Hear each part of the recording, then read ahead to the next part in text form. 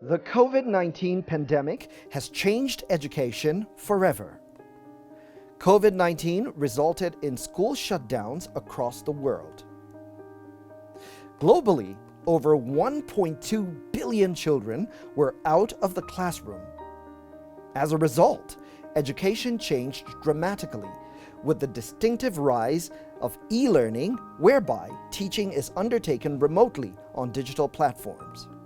However, even before COVID, there was already high growth and adoption in education technology, with global edtech investments reaching $18.6 billion in 2019. And the overall market for online education projected to reach $350 billion by 2025.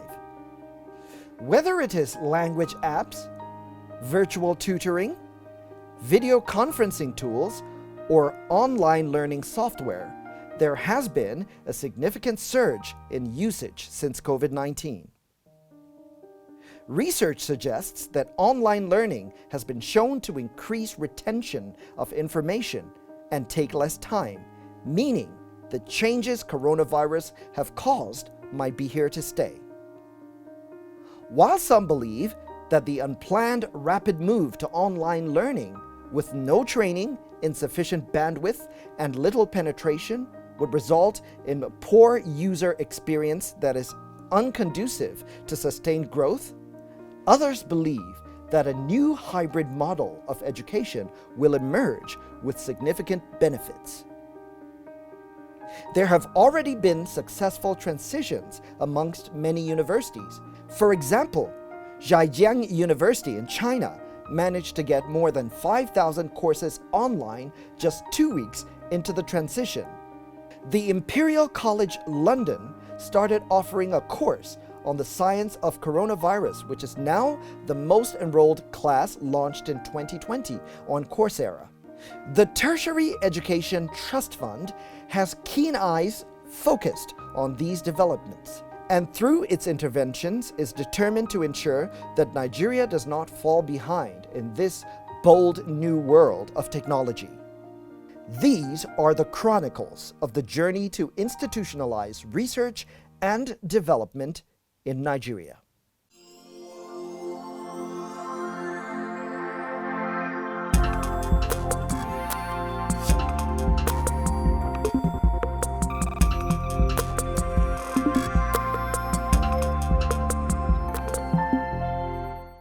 Hello and welcome to this edition of TETFund, The Paradigm Shift. I am Stanley Bentu. There are many universities across the world who are touting the benefits of hybrid teaching and learning, where the internet has provided an opportunity to revolutionize the way young people evolve mentally. Virtual learning has changed the way of teaching and learning. It enables lecturers to reach out to their students and vice versa more efficiently and effectively through chat groups, video meetings, voting, and also document sharing, especially during the COVID-19 pandemic that ripped across the world not too long ago. Today, even though the emergency of the pandemic seems to be winding down and the world is resigned to living with COVID-19, traditional offline learning and e-learning can go hand in hand. Architect Sonny Echono, the Executive Secretary of TETFund, zeroed in on this point in a recent interview where he discusses the need for a paradigm shift in higher learning curricula. First, we are going to be walking our talk, building partnerships. I've already written to the Minister for Communications and the Executive Vice Chairman of NCC. I am aware, based on my previous experience in the communication sector, that a lot has gone into even infrastructure. We are trying to there are 3 main fiber optic cables that have been laid across the country as we speak. And one of the things we agreed with them, even before now, was the fact that we were going to extend them to our schools along the pathways, because we recognized the fact that schools are key areas, hubs of learning. Yeah. So we want to be able to ensure that our tertiary institutions are connected, that we have enough bandwidth to be able to access the internet. That's the first part, because infrastructure is key. We also need partnerships with all these network providers for educational content, for them to carry those content on their networks, either at reduced rates or even free for certain categories of educational material. So we want NCC to create that for some value-added services that can be incorporated in their programs to facilitate that. On our side, we are also trying to prepare the institutions to improve their capacity in terms of both equipment and training of the manpower. COVID taught us a big lesson that we needed to now move on online. We're now proposing a hybrid model for our education. Yes, the face-to-face model, experience is very key, especially in our situation, and we understand that. But we also should be able to take a lot of courses online. It will address the issues of classroom sizes, it will address issues of limitations in time, and so on and so forth. And a lot of universities have actually gone ahead. Some are even doing examinations online currently, and they tested it and it worked.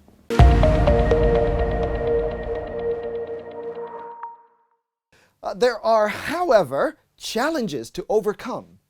Some students without reliable internet access and/or technology struggle to participate in digital learning. And this gap is seen across the country, also between income brackets within the country. Even for those who do have computers to work with at any given time, internet penetration is still an issue. And it's one that could get worse once more learning migrates to the internet. So something needs to be done when it comes to universities, polytechnics, and colleges of education. TETFund is often seen as the superhero in this area. The fund has already shown itself willing to lead this initiative when the TETFund boss paid a visit to the Minister of Communication and Digital Economy, Dr. Isa Ali Pantami. The purpose of the visit was to seek collaboration towards reliable and sustainable internet, as well as data services for both students and lecturers, and also researchers within Nigeria's public tertiary institutions. Nigerians must be at the fore of solving Nigeria's problems, and this requires an alertness to opportunities. Amobola Johnson, Nigerian technocrat and the honorary chairperson of the Global Alliance for Affordable Internet, who also happens to be a predecessor of the communications minister, buttressed this point during a recent TED Talk. And let's look at some of the signature investments, I'll call them, around these companies. So we have the very, very widely announced and widely disseminated investment of Mark Zuckerberg in Andela. About a month or so ago, Jack Ma of Alibaba was in Nairobi, and I think also in Rwanda, in Kigali, where he announced a $20 million fund to support African entrepreneurs. And most recently, the CEO of Google was in Nigeria, and at the end of that visit, made this announcement of $20 million to support entrepreneurs. Now, why is it that these are all fantastic announcements, but why is it that these are men that have, and these are men, by the way, these are men that have significant amounts of capital at their disposal? But why is it that they choose to invest only small amounts of that capital in a continent as large as Africa, in a country as large as Nigeria? And please don't get me wrong. Like I said, these are very good investments. As my 80-year-old mother would say, "Bushiwala lalun sholai." It's up to a wealthy man to dispose of his wealth as he wants to. But why is it that very small amounts of capital, the world is awash with capital, billions of dollars, why is it that only a very small amount of capital is coming into this continent?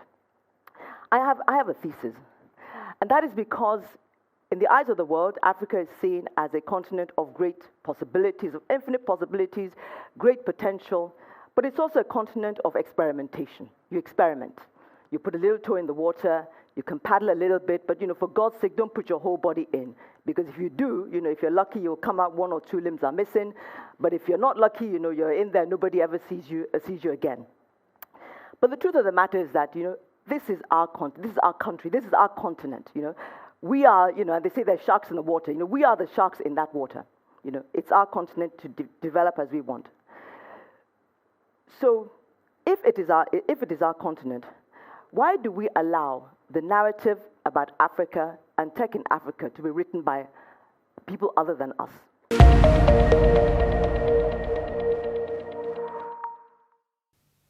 We will get to the full details of the great plans that are being designed by TETFund's Executive Secretary and the Minister of Communications and Digital Economy in a moment.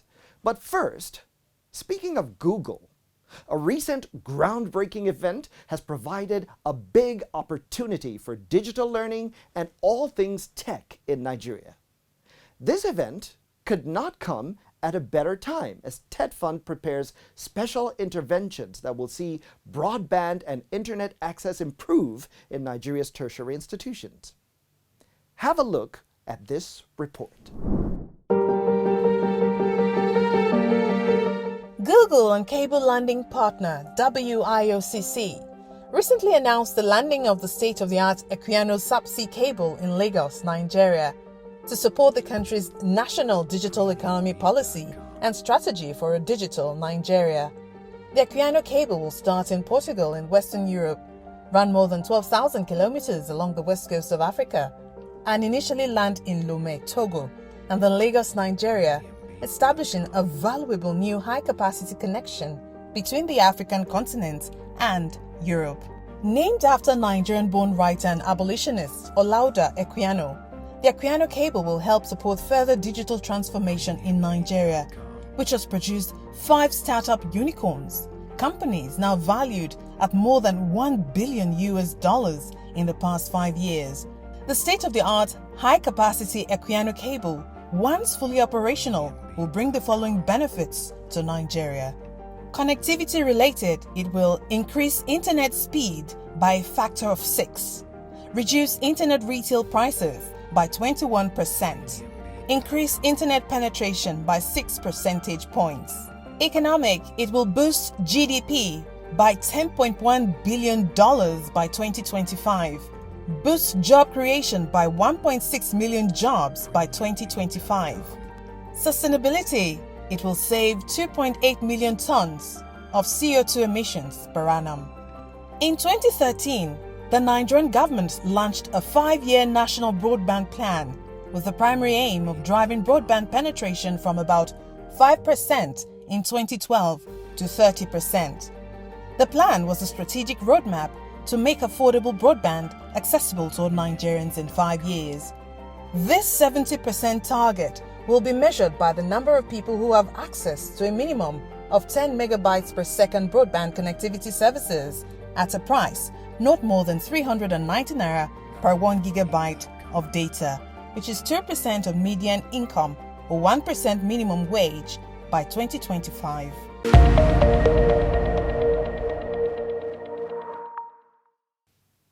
And now to the main event. The Executive Secretary of TETFund, architect Sonny Echono, paid the Minister of Communications and Digital Economy, Dr. Isa Pantami, a courtesy call. One of the reasons for this visit is that TETFund desires a situation where every higher institution within the country can have access to Wi-Fi services within its campus area, with emphasis on connecting tertiary institutions to hospitals. Let's find out what happened at this meeting. The TETFund delegation led by the Executive Secretary, architect Sonny Echono, was at the Communications and Digital Economy Complex, Abuja, to strengthen collaboration with the ministry in the areas of internet for education, broadband penetration, subsidies data for educational content, data hosting, digitalization of theses, and facilitation of hybrid education. In his presentation, architect Echono said TETFund is looking forward to reliable and sustainable internet, as well as data services for both students, lecturers, and researchers within public tertiary institutions. He also observed that some off-station TETFund offices were not enjoying smooth internet services as those enjoyed at the headquarters of the fund, as data subscription costs and poor communications infrastructure frustrates their output. We envisage a situation where in every tertiary institution in this country, even if we do not have ubiquitous access, at least let there be a hub somewhere within the campus where you know that there will be Wi-Fi service, there will be access. I'm aware that at planning stage, during my tour of duty in the communication sector, when is it NAPTIP, the Galaxy Backbone Agreement, this was being designed, there was a plan. In fact, when the fiber optics are laid across those corridors, there's some prioritization will be given to the institutions, educational institutions along the pathway.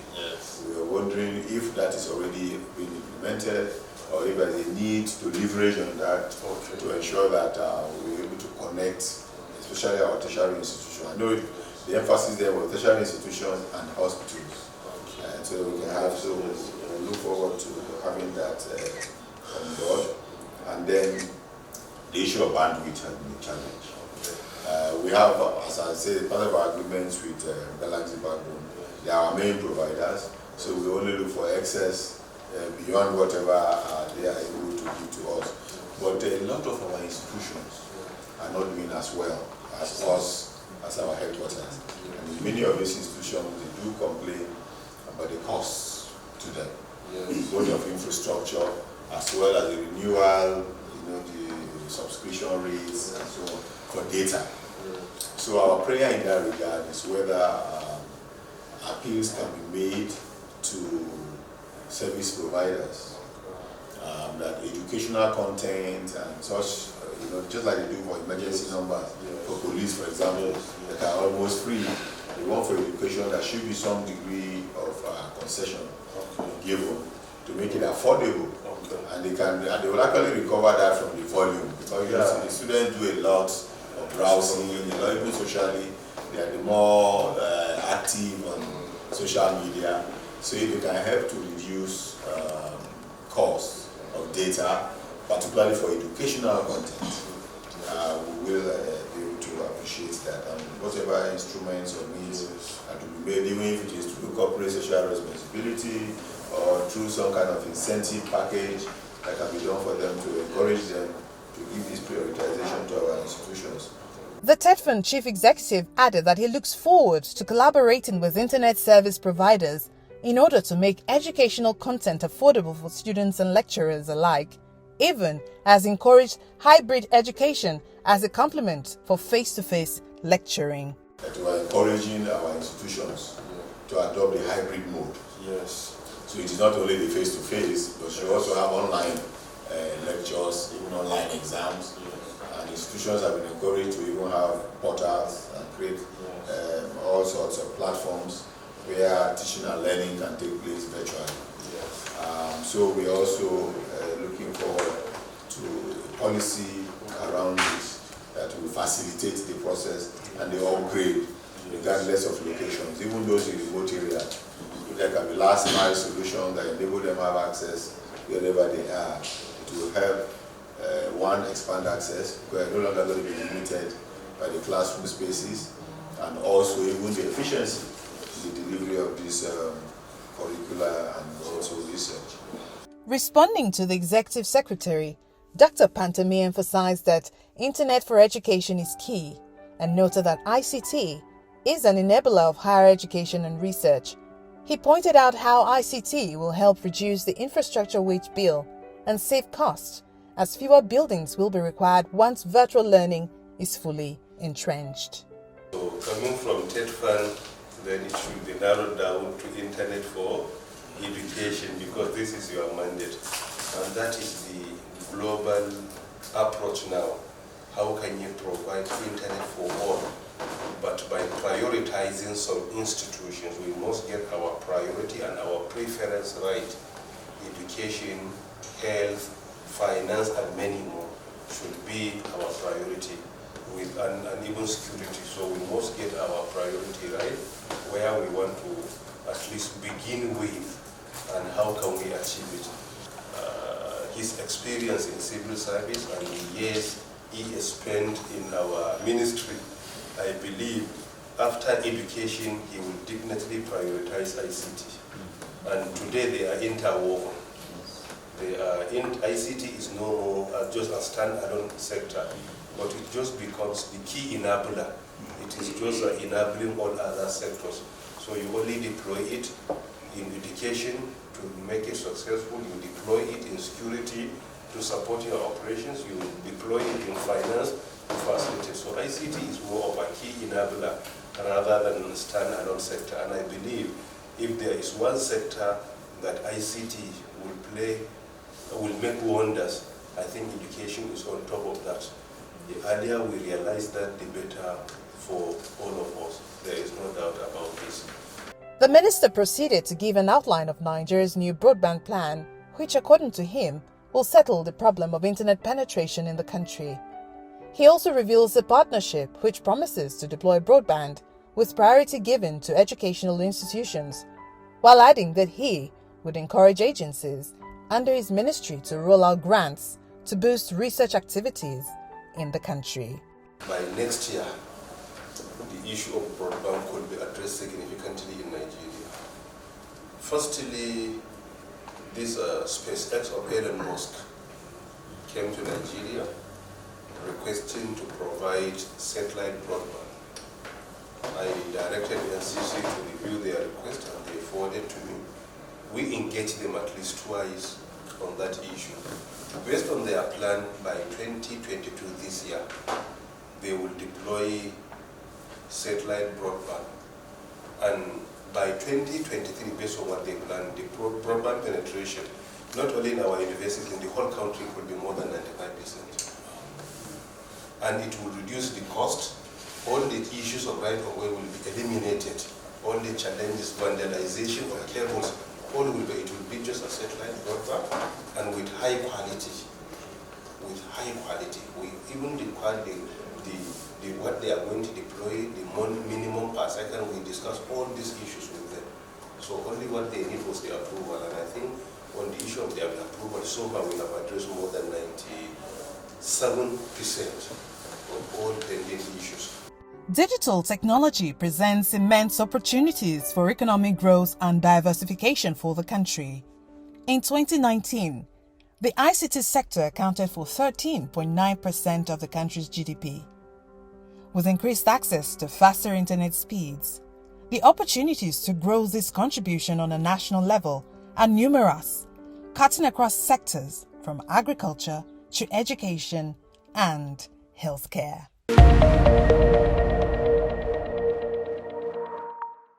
Over the next 5 years, the federal government is planning to connect all tertiary institutions in the country to the internet. In addition to this, the plan includes a 50% reach for secondary schools and 25% for primary schools, ensuring that these institutions are located within 5 kilometers of fiber infrastructure or fixed connection. The plan also highlights that one general or major hospital per local government area, as well as federal medical centers across the country, would have access to internet connectivity. Telecommunication industry stakeholders will increase internet download speed from a minimum of 3 megabytes per second to 25 megabytes per second in urban areas this year, and by 2025, will be delivering a minimum of 10 megabytes per second in rural areas. For 90% broadband penetration to be achieved, industry analysts are of the opinion that the government needs to develop a national broadband backbone infrastructure that will transmit broadband capacities from the shores of the country to the hinterlands, where demand for broadband services is equally high. They estimate that extensive deployment of fiber optics infrastructure and connection to towers would help the country to achieve this 5-year plan.